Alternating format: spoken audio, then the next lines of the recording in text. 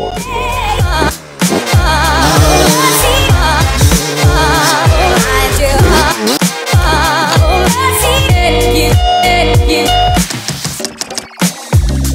Juste ici, on a de quoi transformer notre 250YZ qui est juste derrière nous. Le partenaire de cette vidéo et puis du coup de cette série de vidéos aussi concernant la transformation de notre moto, c'est Athena Motorsport. Alors Athena, vous connaissez déjà certainement cette entreprise, c'est une entreprise italienne, la plupart d'entre vous, en tout cas pour le motocross, on a l'habitude de le consommer notamment par rapport aux joints moteurs. En revanche, il faut savoir qu'ils proposent tout un panel de produits assez diversifiés, dont ce qu'on a à l'intérieur de ce colis-là, vous l'avez compris dans le titre, c'est du lourd. J'ai juste envie de constater la beauté de la chose.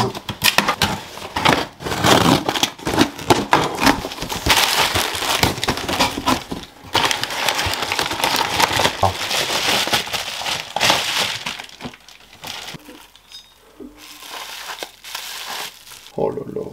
Eh ben vivement qu'on s'y mette. Alors, cela dit, et vous allez me dire, mais c'est un péché que d'avoir fait ça, de l'avoir déjà désossé. Et oui, j'ai pioché déjà quelques pièces sur notre moto, c'est la 250YZ Chesterfield, que vous avez vu d'ailleurs en vidéo. Il y a toute une série de vidéos dédiées au remontage de cette moto. Je vous mets le lien dans la description de cette vidéo-là. Eh bien, j'ai pioché d'autres trucs tout simplement parce que j'en avais besoin pour pouvoir rouler rapidement. Avec la 125, je n'avais pas d'avance. Voilà, donc on va s'occuper de la remonter tout de suite, ça va aller très très vite, et puis ensuite on va se mettre une session avec dans cette configuration là, avant de procéder une nouvelle fois au démontage.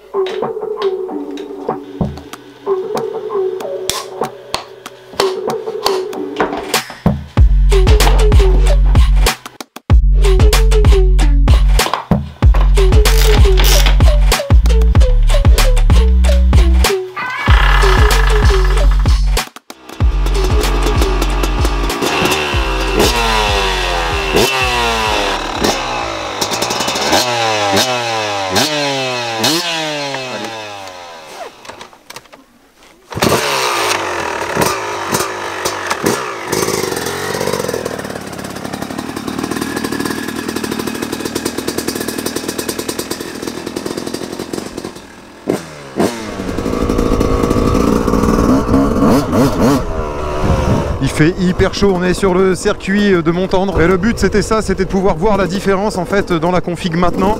Là vous allez même l'entendre au fait au niveau du son et tout dans la vidéo. Et puis, bah, on va voir ce que ça donne après une fois transformé. Hein. Moi je vais sûrement le ressentir au niveau du couple, tout ça. Vous aurez la réaction à chaud.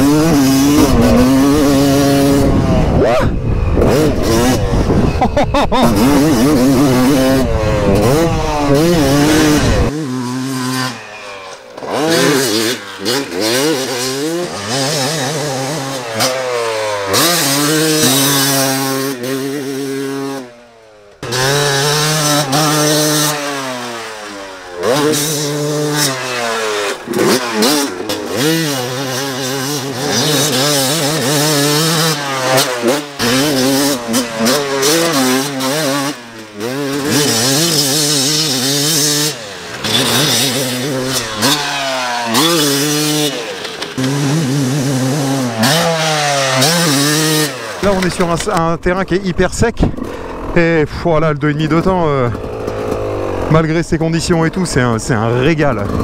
Ça va super bien. Ça m'avait manqué ça. Allez c'est parti. Là de toute façon la moto dans cette config, moi je la connais déjà bien. Je me suis rappelé un petit peu à quoi ça ressemblait. Donc là c'est top.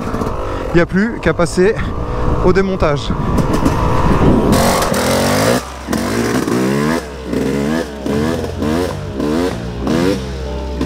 La vie est belle à l'enrouler.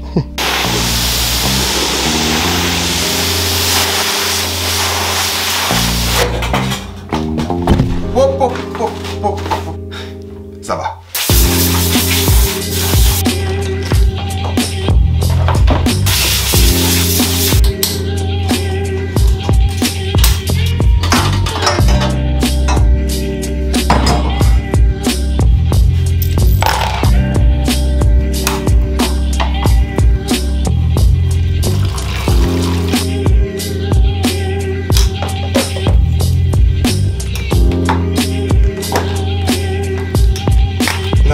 très content parce que je pensais déjà trouver en fait des marques sur la peinture au niveau du cadre et puis notamment au niveau du couvercle côté embrayage.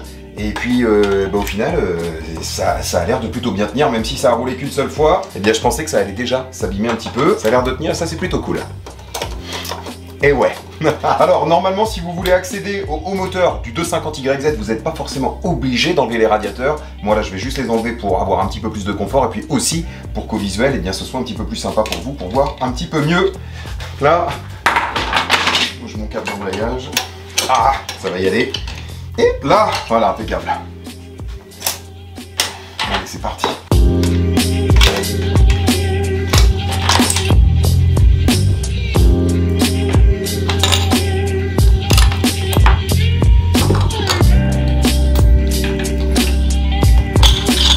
Ah, bah tant pis. C'est sorti, hop là.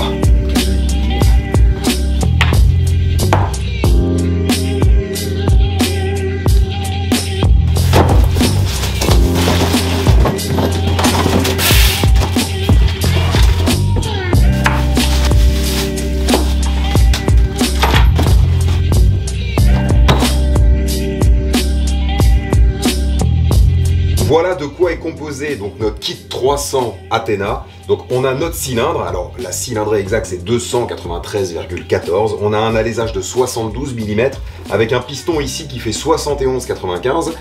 Vous avez vu, ça commence à faire un bon morceau. La culasse Athena, alors évidemment tous les joints nécessaires au montage. On a aussi les goujons à installer au niveau du haut du cylindre. On a la valve d'échappement principale, les boosters d'échappement, la segmentation, l'axe pour le piston, etc., les circlips. Et donc finalement, on a quand même quelques pièces à récupérer sur les composants d'origine de la moto, notamment tout le système d'admission avec la boîte à clapper, enfin la pipe d'admission, etc.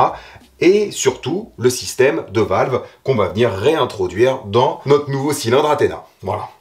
Et déjà, ça va nous occuper 2 minutes. Alors, hop, hop, hop, hop. Bon, je me suis fait encore goûter de l'essence sur les pieds. Bah tiens, évidemment, évidemment, évidemment. La moto, elle a très bien tourné là lors de l'essai. La carburation, elle est très très proche des réglages d'origine. C'est comme ça d'ailleurs que là, elle avait le meilleur rendement. Enfin, la couleur de la bougie était très bonne. Et le comportement de la moto était aussi hyper intéressant. Avec le pot fresco, ça ne l'a pas rendue violente du tout. Elle était relativement coupleuse. Et puis bah facile, je veux dire, à mettre, on pouvait mettre les gaz et tout sans forcément se faire surprendre de trop. Donc là, la préconisation qui est donnée par Athena, évidemment, si on remonte les supports d'origine autour du kit 300, c'est un réglage de carburateur qui est très très proche de l'origine. Là, nous, on aura l'échappement, le volant moteur GYTR. Donc là, évidemment, on aura des ajustements à faire. Il faudra contrôler la couleur de la bougie pour voir si on est dans le juste ou pas en fonction des réglages du carburateur. Mais ça, évidemment, on verra ça dans les dernières étapes.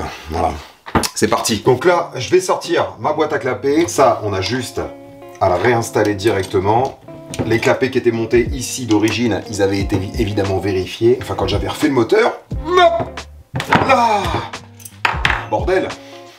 Et là, vous allez me dire, c'est même dommage de ne pas avoir une petite boîte à clapper V-Force ou Boysen, un truc comme ça. Eh oui, bon, on verra dans le futur.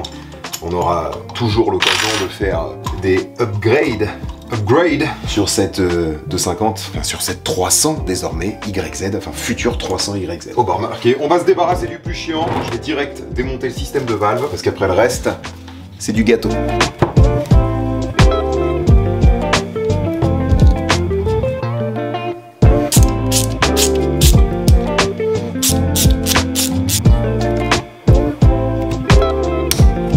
Je vais vous montrer après au remontage exactement, on va le faire ensemble. Vous allez voir exactement comment ça se passe pour remonter les valves. Donc là, on va sortir la tige de raccordement.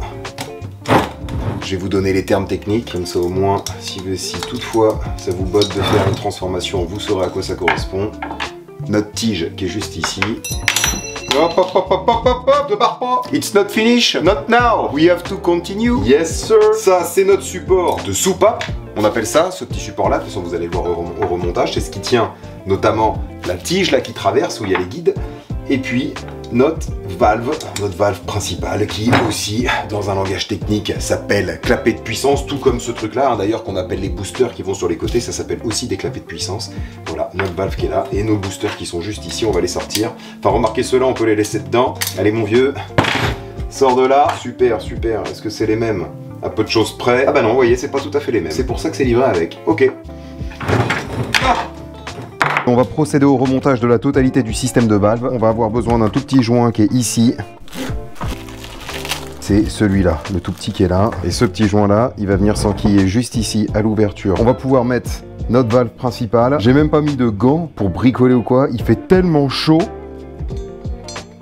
Hop là. Voilà. On va venir mettre notre support. Évidemment, on met un petit peu de frein filet sur les vis. On va venir mettre nos boosters, enfin nos autres valves là, hop là, qui vont juste ici, clac. Évidemment, vous voyez ici, là vous avez un côté où en fait qui a un angle, et donc ça va vers l'intérieur, évidemment, hop là. Tandis que d'origine, en fait, il vient en butée beaucoup plus tôt dans le cylindre, et il est juste arrondi. Voilà. Enfin, vous avez compris, c'est pas tout à fait bon, c'est pas tout à fait monté pareil, c'est ce que je vous montrais tout à l'heure. Hop là, on y va, je vais avoir les doigts tout, ça va être tout dégueu, même le cylindre et tout va être crado, mais c'est pas grave. Voilà, notre tige de raccordement, elle aussi, on va lui mettre un petit peu de machin. Hop là, voilà, ça baigne dedans, c'est parfait. C'est super, on fait attention à pas se louper. Hop là. Non, mais je l'ai mis à l'envers. Et forcément, ça va pas marcher si c'est pas dans le bon sens. Donc là, c'est pareil, ça on le serre aussi. Là, on peut déjà vérifier que tout s'actionne. Hop là, de ce côté-là aussi.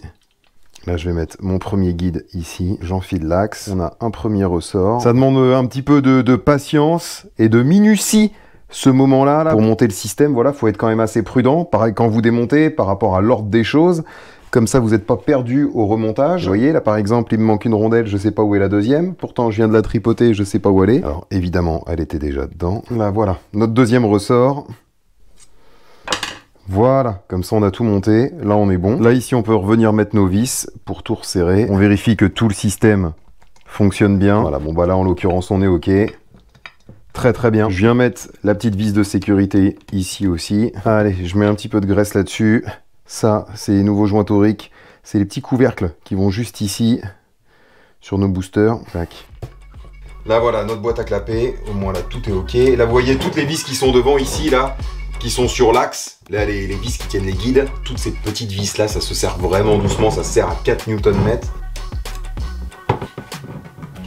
Là voilà, bon bah impeccable, ça marche comme il faut ça déjà. Mon but aujourd'hui c'était surtout de vous présenter, eh bien écoutez, ce projet de 300 YZ. On a juste fait quelques petites interventions dessus.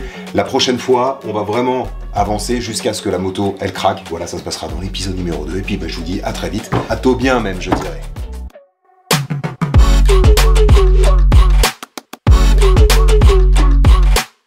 La vie est belle, allons rouler.